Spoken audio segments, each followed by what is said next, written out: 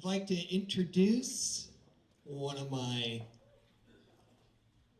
favorite former students, Alex Romo, class of '09, is a professional golfer and social media influencer.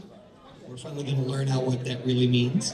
From Oxnard, California. He attended Villanova from 2005 to 2009 and was at Cal Poly San Luis, graduating in 2014 with a degree in marketing and a minor in psychology. He's competed on pro golf mini tours across the U.S. since 2016 and has traveled to Argentina, Italy, Florida, and Nebraska for qualifying schools for various world tours, European Tour, Corn Ferry Tour, Latin America Tour. Throughout his 7 years as a pro golfer, he has documented his training, tournaments, and reflections on social media and has grown an audience of 1.5 million followers. And yes, he will tell you how to reach his site and where to click follow. So his social media presence has opened up opportunities for him to work with major brands like Lexus, Vital Proteins, 24-Hour Fitness, Barstool Sports, one of my favorites, Travis Matthew, Adidas, Puma, and nearly 100 other brands, and earn a full-time income as an influencer while still competing in golf tournaments as well. He's been able to travel with tourism boards and golf resort destination groups to promote golf and health and wellness as a result of his online reach. Alex believes in a holistic approach to golf and life that includes fitness, mindfulness, nutrition, and a myriad of other daily habits that contribute to feeling your best and having the energy to pursue your passions wholeheartedly. He's also working on coaching and mentorship courses and communities to teach what he's learned and continues to experiment with it in pursuing golf, social media, and his life goals. Ladies and gentlemen, Alex Romo.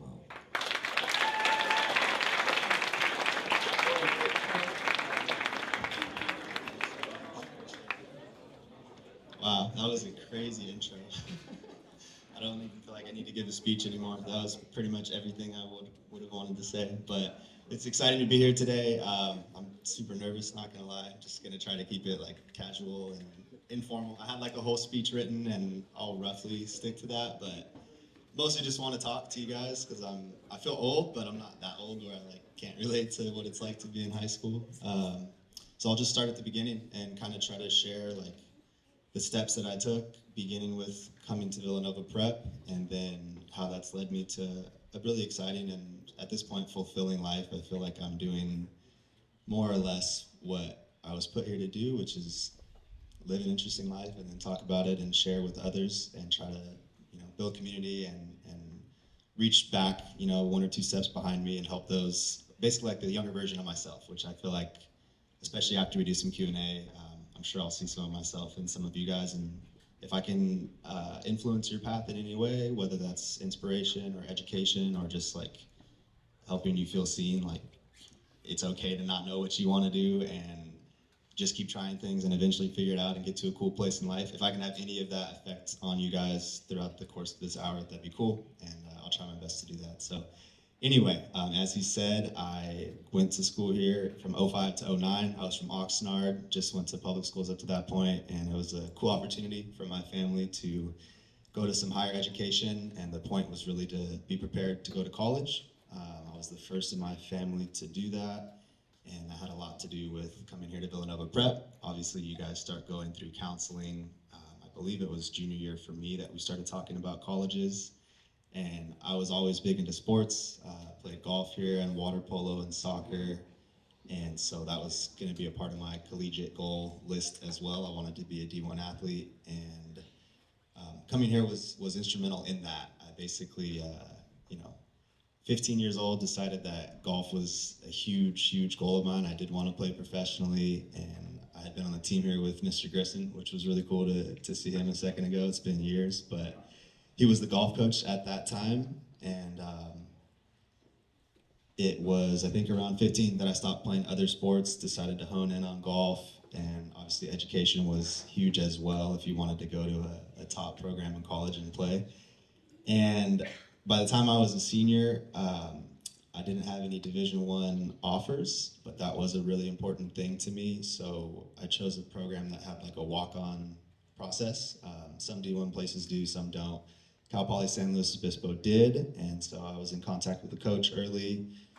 Luckily, spent enough time on the books here at Villanova to have whatever GPA I needed to get into school there. I was really proud of that because I know it was a tough program to get into, and I would recommend it if any of you guys are interested in Cal Poly. It's definitely the real deal. But anyway, I graduated from high school, went to Cal Poly in September of '09 and tried out for the program. Didn't make it, which was disappointing, but I knew it was still something that was important to me. Like the main reason it matters to play D1, for those of you that aren't super into sports or whatever, is because if you're trying to be a pro athlete at some point in the future, 95% of them are going to be playing at a D1 program somewhere. So it was really big to me, and I stuck it out, tried out as a sophomore. Also didn't make it. I think I was the last guy cut. And then as a junior, I made the practice roster, and I think halfway through that season, got called up to like the actual squad. Somebody dropped off because they had more schoolwork than they thought, or something like that. But finally made it, which was like one of the first instances in my life of this kind of like underdog story of perseverance kind of becoming like my brand or whatever. It just kept going. Really wasn't quite as talented as some of the other guys at that age. Just kind of was like a late bloomer, but stuck with it, and eventually it worked out. So that was like a huge self-confidence moment. I can remember like literally crying on the phone with my dad, calling and being like, we made it, man. Like finally, I was like 20 at the time or something, but eventually made that dream come true. And I think I was already like that in high school here. I definitely already had that heart and drive, and sports was where I channeled it, but nothing had worked out for me how I wanted it to. Like, oh, I should be the like conference champion in this at age 15 or 16. That's what like the other top athletes are doing. It wasn't like that for me. It was always like, got to keep working, going through a lot of failure and frustration, and eventually getting to the place that you were trying to be all along and having it be more rewarding because of how hard it was to get there. That was kind of already my story as a teenager. I don't know if any of you guys can relate to that, but if so, definitely I would be someone that you could look at as an example of why keep pushing. It doesn't matter what age the things that you want to happen in life happen. It's rewarding as heck if you just keep pushing and get there. But anyway, I played for 2.5 years for Cal Poly, which was amazing. And when I graduated, I was ready to turn professional. I had sponsorships lined up. That was the summer of 2014. And I had this weird injury pop up like a week before I was going to turn pro and travel to my first tournament. It was like, the specifics don't matter. It was like a collarbone degenerative joint, some crazy thing. I couldn't even pronounce the joint. I was like, you gotta be kidding me, doc. Like, I'm so young. Like, I've been lifting weights my whole life. I'm super healthy. Like, this does not make any sense. And he was like, yeah, I know, man, it doesn't make any sense to me either. But in the long run, we wound up attributing it to like a physical manifestation of just the anxiety I was feeling of like leveling up in life and realizing my lifelong dream of being a pro athlete. I just like, created some physical injury to prevent that from happening. I guess it sounds crazy, but that's the best explanation we could come up with, because it took 2 years. I went through stem cell injections, all this crazy stuff. And during that time, I was forced to consider doing something else. The stuff that the doctors were telling me, because we went to a bunch. I like traveled to different states and tried different experimental medicine. because I had no backup plan. Not that I got a degree and I, did what I needed to do education-wise to go into the workforce. Like Mr. Bunce mentioned, I was a business major with a degree in marketing, so I could have taken a sales job, but it was probably the first, second, I guess, because trying to walk on was the first real test that I went through and passed. But the second one was this injury where the docs were like, "Yep, you'll never swing a golf club again. You'll never be able to lift weights again. Sorry, kid." But in order to do the reconstructive surgery that I needed to stabilize that joint, it was so close to my neck that it was like a very life-threatening surgery, which was just a weird position to be in at 22 or whatever I was. So surgery wasn't an option. That's why we did all the stem cells. Long story short, just kept the faith, kept believing that this was something that I was gonna do with my life. I was not gonna dip out into the workforce. And that's where the social media stuff started. As you mentioned, for 2 years, I was not able to golf, and I was not able to work out, which kind of was my whole life up to that point, which was probably my first real experience with just struggling internally, mentally. But I started sifting through college videos and pictures and learned what Instagram was. Because believe it or not, I am pretty old, so I don't think I had Instagram until I was 21. But anyway, started posting, started getting some interest about the fact that I was had this interesting story going on, and I was in the doctor's book for stem cell therapy, success stories, whatever.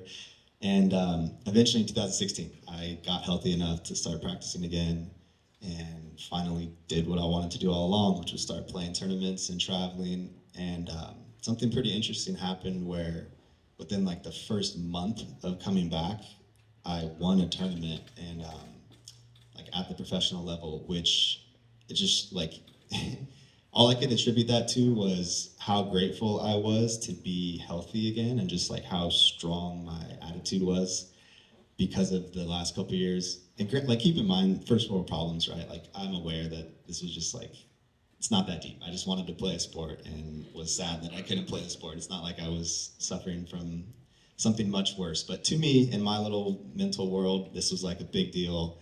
And so I was so grateful to be healthy and just at least get a chance to experience the pro athlete life and what that was like. Because at that point, I had been pursuing that direction for almost 7 years, 8 years, since I was 14, 15. So I think that was when I first started to realize just the power of the mind, as cliche and cringe as that sounds. It really is true.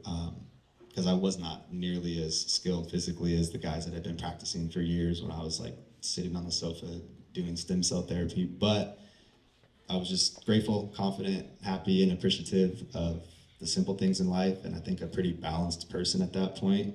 And everything was in the right perspective, and it clicked, and I won, and that was a huge propulsion forward into legitimizing this as a career, because I had my doubts, and everybody did. Well, congrats, you're healthy again, but you're probably not going to be good because it's been so long since you competed and everybody else kept practicing, you didn't.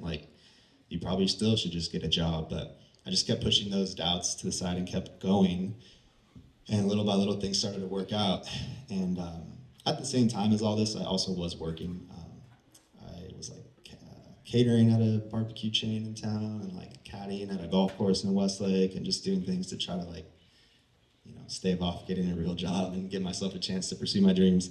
I'm only bringing all this up just to say that I can't predict what you guys are going to go through in the next 10 years of your life, but chances are it will look something like mine. You'll have a plan and you'll take some actions to make that happen, and then something might get in the way that was unforeseen and cause you to doubt that plan or come up with another plan, and that might be really disappointing and hard to grapple with. But truly, I'm sure this is someone else's quote that I just read on Instagram recently or something, but I think it's it will always be fine in the end, and if it's not fine, then it's not the end, or something like that. But that has been my experience so far. Things just I keep making plans and taking action, and then things don't quite work out how I wanted them to.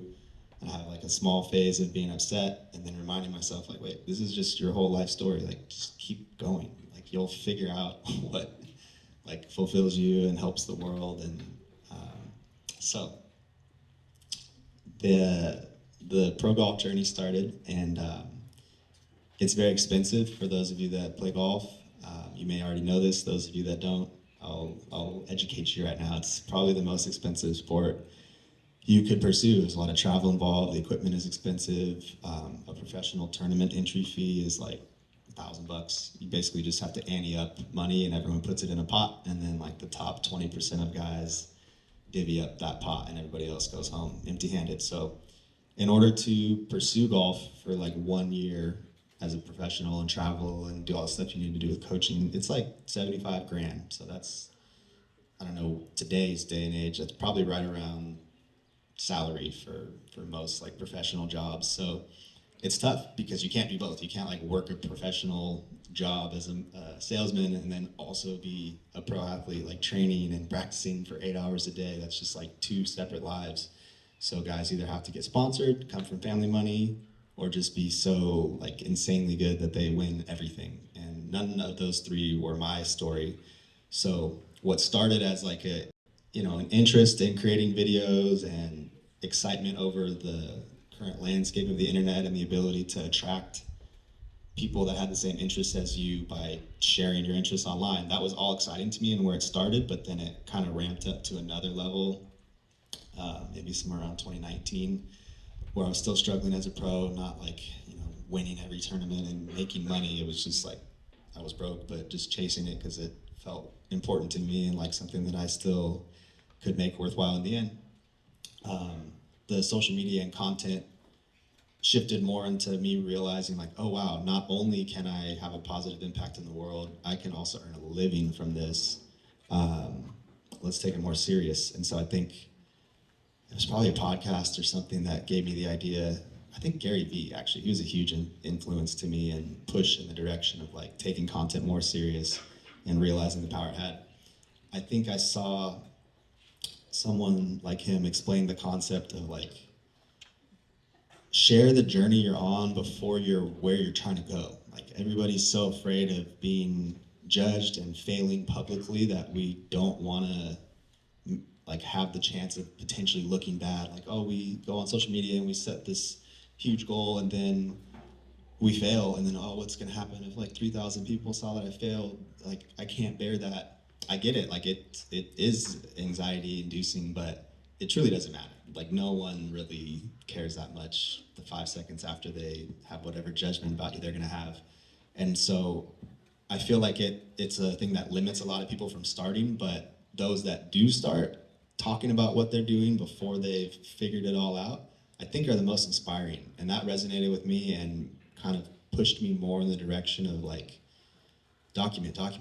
Like, I know you don't know what you're doing or feel like things are working out how you want, or like you're the level of pro golfer you want it to be, doesn't matter. Like, whether it's just for your own purposes, like in the future, it'll be cool to look back and see how far you came and see how cringe your old videos were and how bad you were at golf, whatever. And then in the future, show your grandkids, like, look at, I did it, like, whether it's for that or somehow it catches fire and something goes viral and millions of people are inspired by your story. Either one of those would be good outcomes and worthwhile, like worth the effort that I put into it. So that clicked for me around 2019, and I was like, okay, I don't care anymore what people think of me. I don't really care, like, friends and family judging what I'm doing. Once you make that shift from like using social media personally, where you're like kind of trying to be cool and only show like the highlights of your life, you don't want to post too much, you don't want to talk too much. Once you make the shift from that to realizing like, oh, this is just a huge business opportunity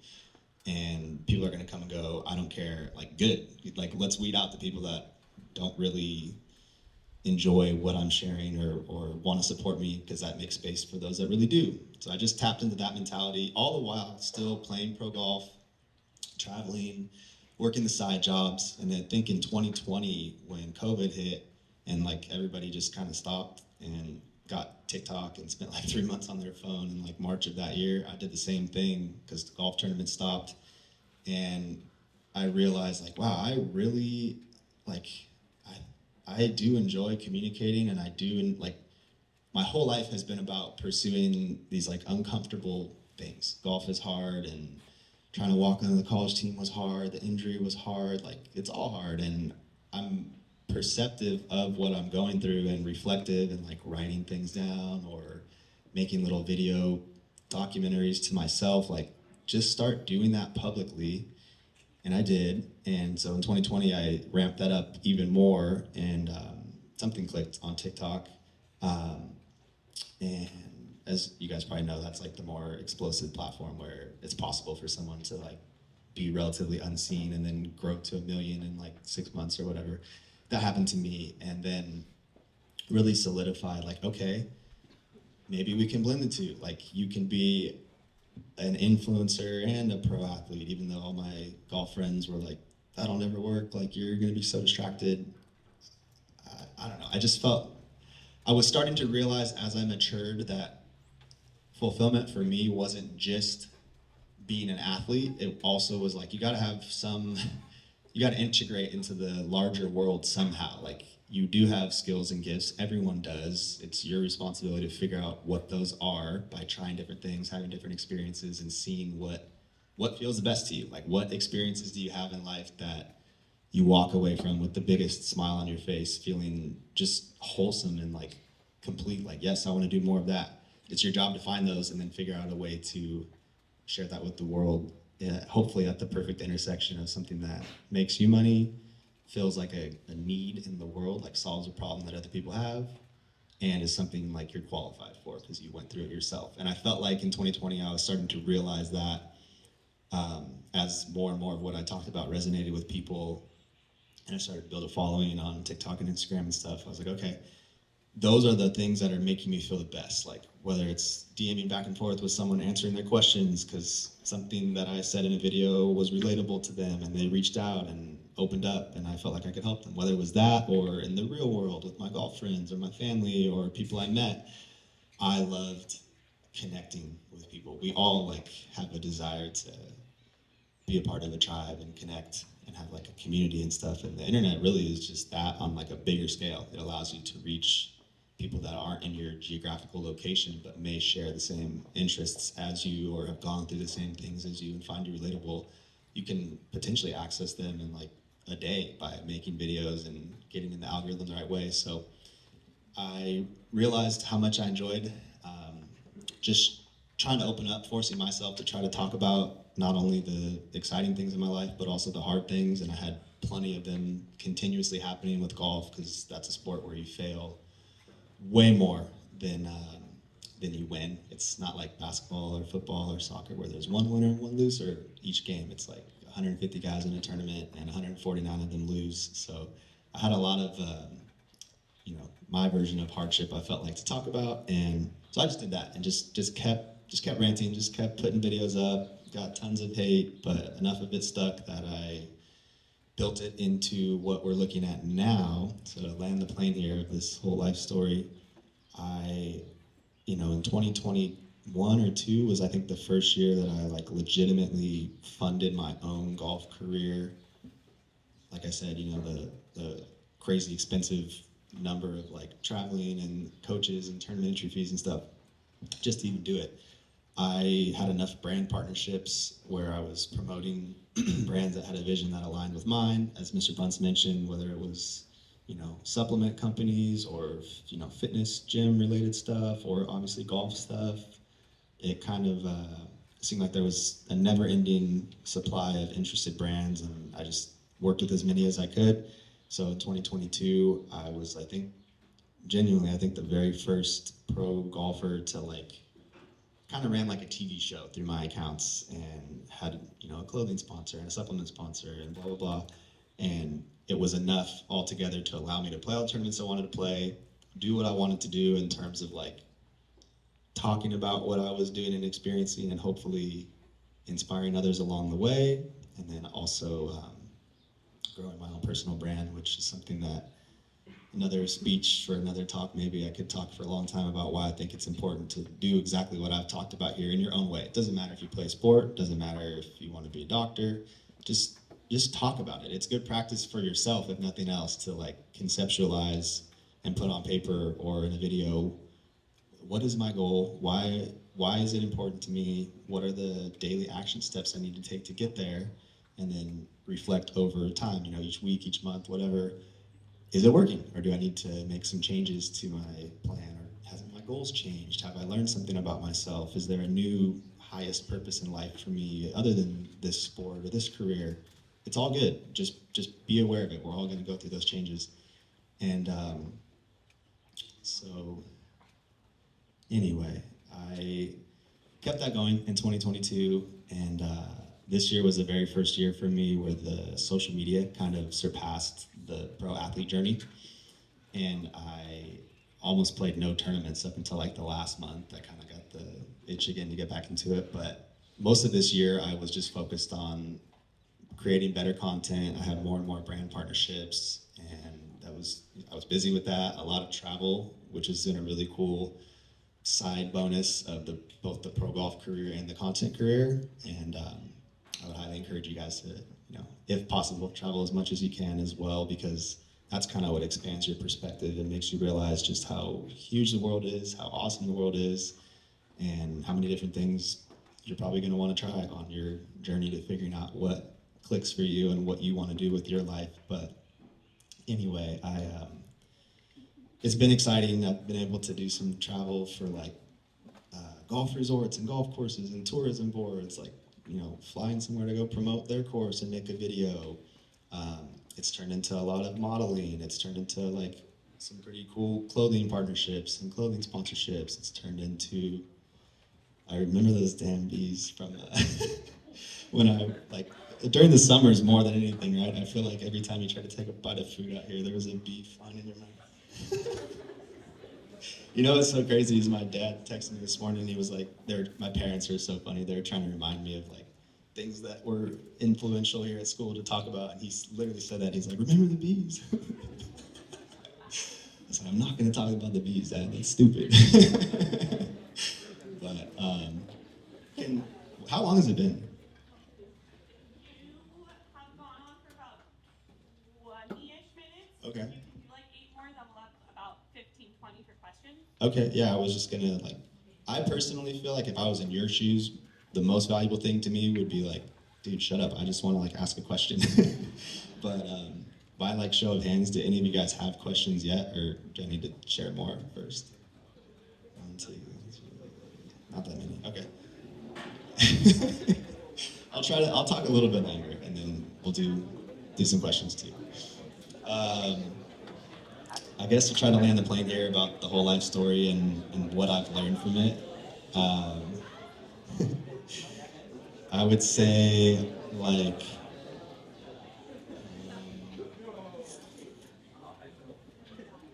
I guess if I were to try to reach back and offer some helpful, wholesome advice to you guys, recognizing that you're in the same position I was in. I went to school here too, and I started in the same place, had the same confusing life path to get to where I am now.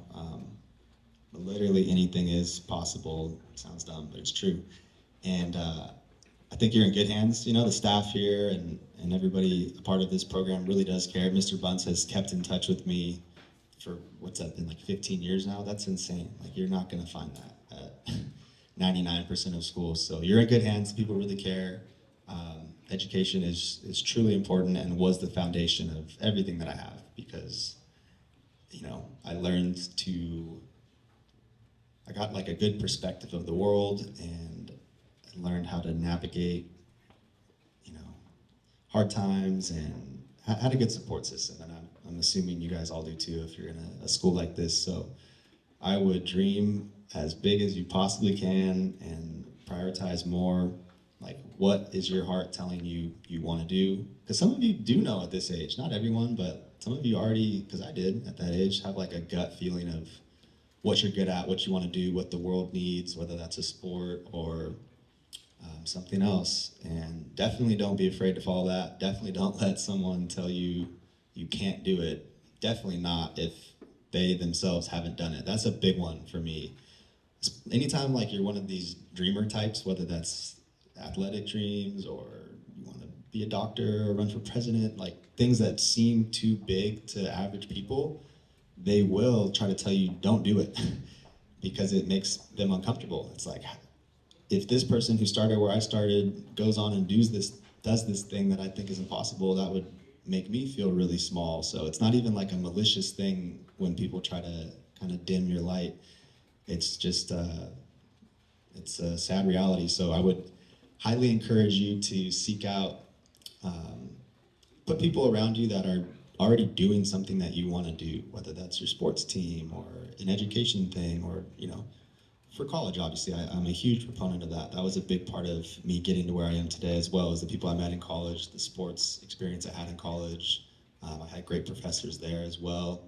But it's your environment really is going to dictate who you become, and you're already off to a really hot start by being here. So try to be cognizant of that over the next decade and remove things that are misaligned with how you want to be, whether that's negative energy and people kind of, you know, telling you that your dreams won't work, or if it's just people that are going in a different direction. I would really prioritize and try to protect your own dreams and your own energy, and just keep pushing, even if you're the only one that can see it and you're the only person who the vision makes sense to, which was definitely me and still is in a lot of ways. To me, that's exciting. It's like a sign that I'm going the right way. The more people that are like, yeah, it's not going to work, the more I'm like, perfect. I must be going the right way. Unless, of course, this is like someone that's truly already done or tried the thing I'm trying to do, then I might listen a little bit more. But yeah, I feel like, again, I could rant forever, and I might have lost the point a little bit, but I'd really love to try to answer questions if you guys have any. So yeah, thanks for listening. Cool. So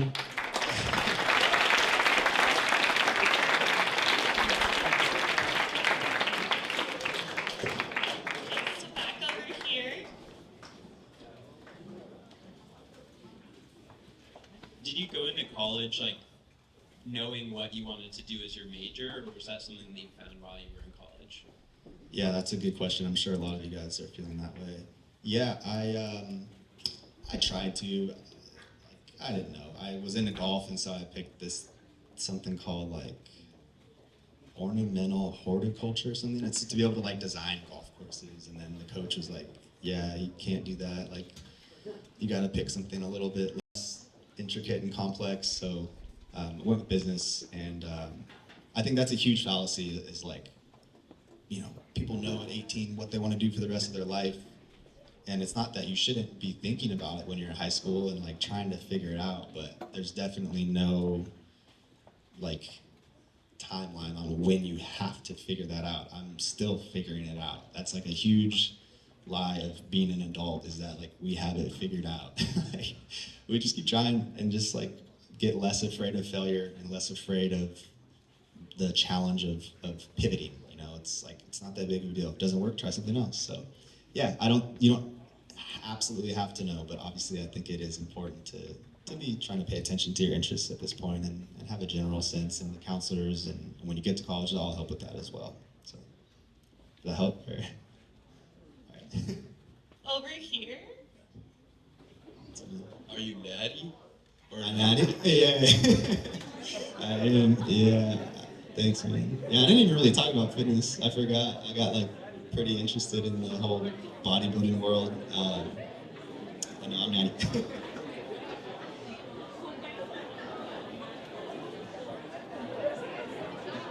That was funny, bro. That was funny. Are you natty?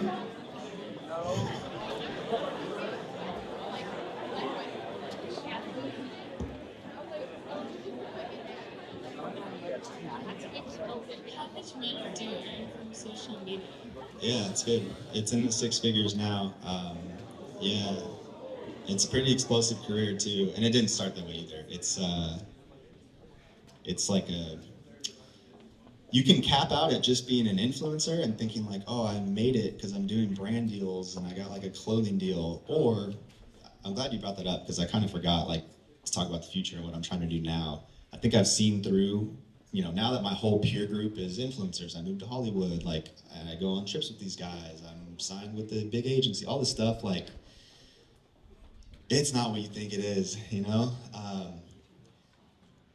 I feel like you can see it as like a a self-serving, greedy thing, like I just want to make money. I just want to do brand deals, and you'll fizzle out so fast because no one, like people can tell that you don't really care. You're not giving back. The people that will be the most loyal and follow you long term, and if you make your own clothing line or makeup line or golf company in the future, the people that would actually support that are the people that picked up that you actually cared about them and wanted to help them, and the content wasn't always like me, look at me, look at me, look at me, and it was more like you can talk about yourself and what you're going through and experiencing and learning, but try to always remember like every single person following you is just another person like all of us here in the room, and they're hoping to get something out of following you. So right now I'm more focused on consolidating everything I've learned over the years about combining golf plus lifting weights and mobility and nutrition and blah blah blah, combining all of that into becoming a relatively stable, successful human, and then making that simple and putting it into ebooks and courses and guides and communities and Zoom calls and like coaching. That's more of what I'm about now. And to your point of like, how much money do you make? I've seen like, there's a real cap on like brand deals and how much you can earn through sponsored trips and modeling. There is no cap on doing what I said there. That's like, sky's the limit. How much value can you provide? How many people's lives can you change? If you can keep doing that, you can earn forever. So in terms of like those of you that maybe are interested in creating content, being an influencer yourself, I couldn't speak more highly about trying to just be authentic and like not follow what's working for other people, but instead just trying to be yourself, which at first might not work. Like it would be easier to follow trends, but again, nobody will associate the video they liked with you. It's just the trend. But if you're actually saying something that's your truth and unique to you, it might be a slower growth and you might not make money as fast. But there's 8 billion people on the planet, and eventually you're going to find the 5 million that deeply resonate with you, and you're going to be glad that you didn't sell out and do whatever looked popular at the time. So that would be my take on that. For sports, how much did you train and practice during high school? A lot, yeah. Like I said, I played 3 sports my first 2 years, and then just golf my next 2. But I was already also into lifting weights and working out as a freshman. I remember on our lunch break, we would go do like a bunch of curls and bench in the gym. So I was always super into it and all about it. But school was important too. I spent like 3 hours a night on homework too. So, but yeah, I learned the fundamentals back then of like blending school plus sports. How do you think your degree in marketing really helped you in your content creator journey? 100%. It's my senior project in college was making a website promoting myself to try to attract sponsors. So back in 2014, I kind of was already doing what I'm talking about now, which was like trying to summarize my experiences, talk about what I've learned, make myself look as attractive as possible to potential, not physically, but like sponsorable wise, trying to make myself seem like someone you could bet on and like someone that had a plan and was going to do something different. So um, it really was everything. I feel like if you could learn one skill set that would be all encompassing and helpful in any career path or just life in general, it would be marketing or like persuasion or the ability to effectively communicate and convince people that something you're interested in, whether it's a product or service, is something they should be interested in too. If you can learn that, you can do just about anything. So for me, it was like the most important thing. You said that people said that you could like you it wouldn't work. Did you ever like actually believe that? And if so, like how did you change your mindset? Yeah, definitely.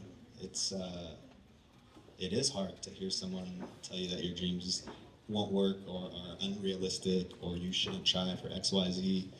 I can think of numerous specific instances with peers in my pro golf community that had like tried to be YouTubers or some capacity of being an influencer that like vehemently told me like it won't work, you're gonna fail, like don't even try, it's impossible. There's no way you can be like filming your life every day and editing for 5 hours at night and like emailing the brands and all this stuff. You can't do all that and then also be a pro golfer, like you're just gonna flop. And I was just like, dude, respectfully, like I'm gonna try. Like thanks, I guess, for the pep talk, but like I'm gonna keep going. But no, it does.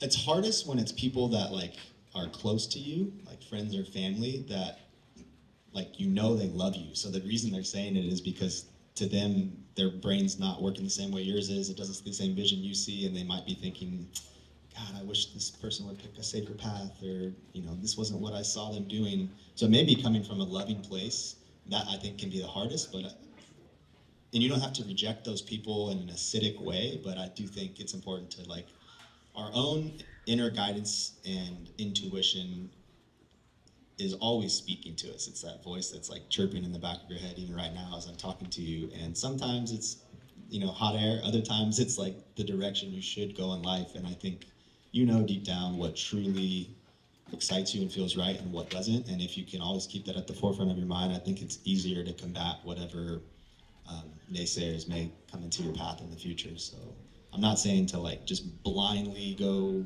off the walls and be crazy, but to a certain degree, trust yourself more than you trust anyone else when it comes to your life, because it's your life. No one else can live it for you. They may have ideas of what's going to be best for you, and it sometimes might be true, but ultimately it's up to you to kind of vet that and still, place your own inner voice higher than anybody else's. Okay, so I think we have one final question, and then if you guys have any questions for Alex, he will stay afterwards if you have a little bit of a more personal question.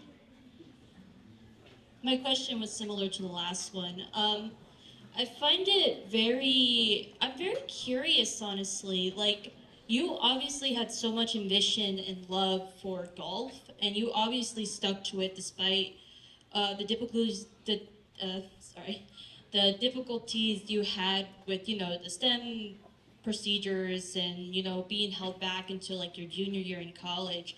So yeah, I just wanted to know like what gave you that drive and what gave you that assurance that like this is what I want to do no matter what, because I feel like a lot of times when people have these setbacks, they often second guess themselves on what they want to do, especially when it comes to like sports, because I know sports is something that's very risky. And would you agree with the term that you can take risks, but you got to do it smartly? So. Yeah, that was a great question.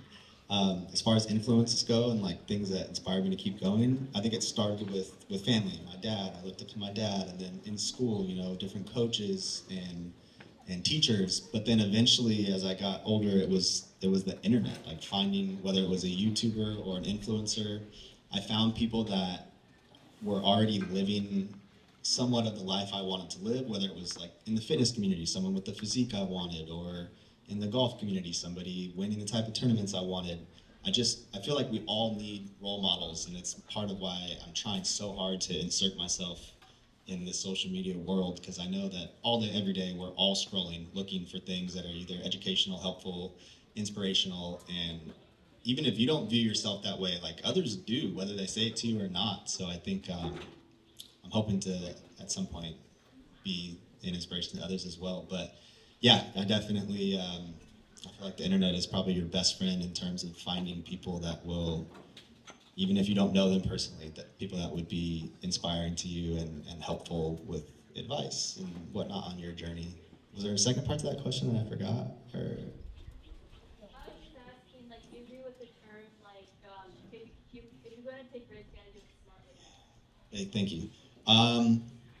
Yeah, like it is important to hedge your bets and be calculated with your risks. I'm a huge risk taker, but I still wouldn't advise like doing something that's going to make you bankrupt or something that's physically risky, like within reason. And you know what that is for you. But yeah, I do think in order to build the life of your dreams, it is going to take some risks, and it's probably going to look a little different than maybe what other people think it should look like for you. So that in and of itself might feel like a risk, going against what somebody thinks might work best for you. But again, you'll know in your own heart what's right for you, and yeah, you got it.